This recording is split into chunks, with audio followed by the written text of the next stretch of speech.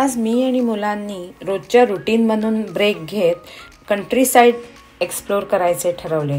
त्याकरता आम्ही star टूर्सला contact केला आणि आम्ही कॉट्सवोल्ड आणि ऑक्सफर्ड ट्रिप निवडली। 7:30ला अगदी शार्प आमची बस निघाली। अराउंड 9:30-10ला आम्ही बायबुरी विलेजला पोचलो। डेझिग्नेटेड एरियामध्ये बस थांबवल्यावर आम्ही बायबुरी विलेज एक्सप्लोर करायला सुरुवात केली।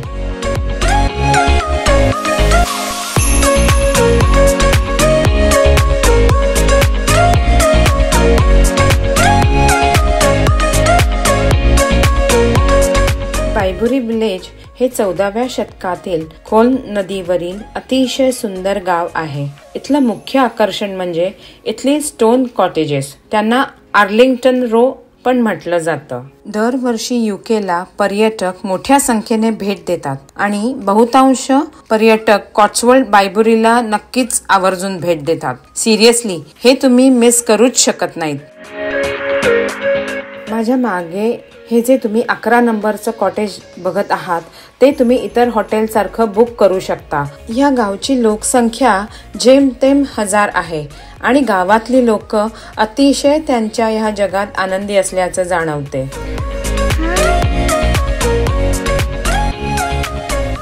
कोल नदीचं पाणी हे एवढं स्वच्छ आणि नितळ आहे की तुम्हाला त्याचा तळ पण अगदी छान व्यवस्थित दिसतो। त्याचं खळाळत वाहणं हे तुम्ही खरंच मनापासून एन्जॉय करता। खूप अतिशय मस्त।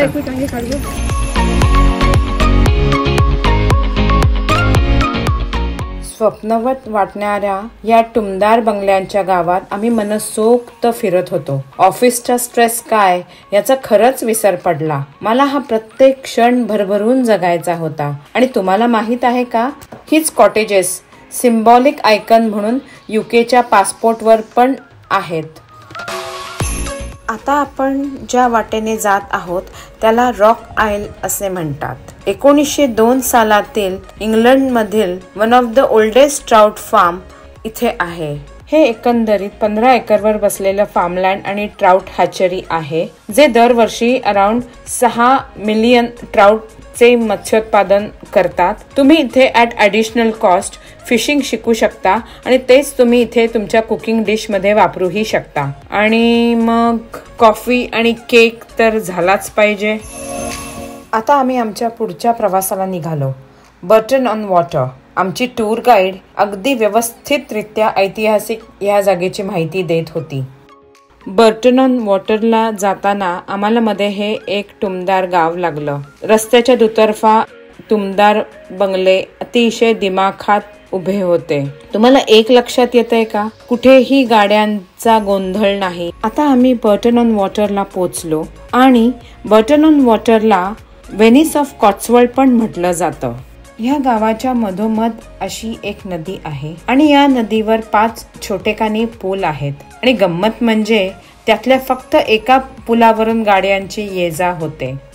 नदीचं पात्र तसं उथळच असल्यामुळे आणि पाणीही अतिशय स्वच्छ असल्यामुळे अनेक मुलं पाण्यात खेळण्याचा आनंद घेतात। तसेच अनेक पर्यटक नदीतनं चालण्याचा आनंदही घेतात। नदीच्या दुतर्फा तुम्हाला अनेक गोष्टी बघायला मिळतात, त्यातलंच हे मोटर म्युझियम।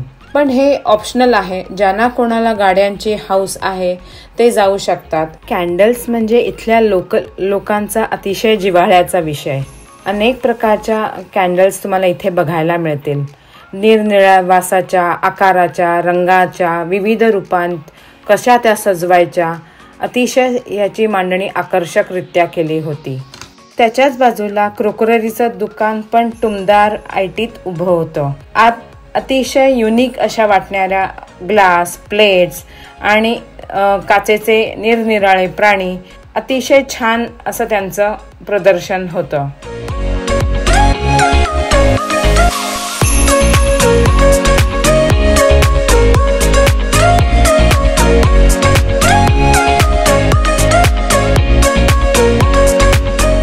इथे वुलन मिल म्हणजेच स्वेटर, स्कार्फ आणि इतर लोकल वुलन प्रोडक्ट्स यांचं दुकान दिसलं। अतिशय उत्तम दर्जाचे स्कार्फ, स्वेटर बघितल्यावर ते घ्यायचा कोणालाही मोह आवरणार नाही। आज इथे सूर्यदेव तर प्रसन्न होते, त्यामुळे आईस्क्रीम तर झालंच पाहिजे. ऐका हा आईस्क्रीम विक्रेता काय सांगतोय. Local company, Cotswold Ice Creams. We sell ice cream in Bolton Underwater out of these bikes, as you can see. There's two of us. I'm down here, and there's another guy at the other end of the village. He sells the same ice cream. It's made locally for us. It comes 20 miles. We milk the cows in the morning, make ice cream in the afternoon. We get the next day. हे सगळं होता होता पोटपूजेची आठवण झाली आणि पोटात कावळे ओरडायला लागले. आम्हाला इथे हे इटालियन रेस्टॉरंट दिसलं. त्यात व्हेज आणि व्हीगन असे दोन्ही ऑप्शन्स होते, म्हणून आम्ही इथे मोर्चा वळवला. आम्ही आपल्या या टुमदार बंगल्यांमधून फेरफटका मारत होतो आणि अनेक आश्चर्यकारक गोष्टी आपल्याला कशा आपल्या जीवनात आत्मसात करता येतील याचा विचार करत होते.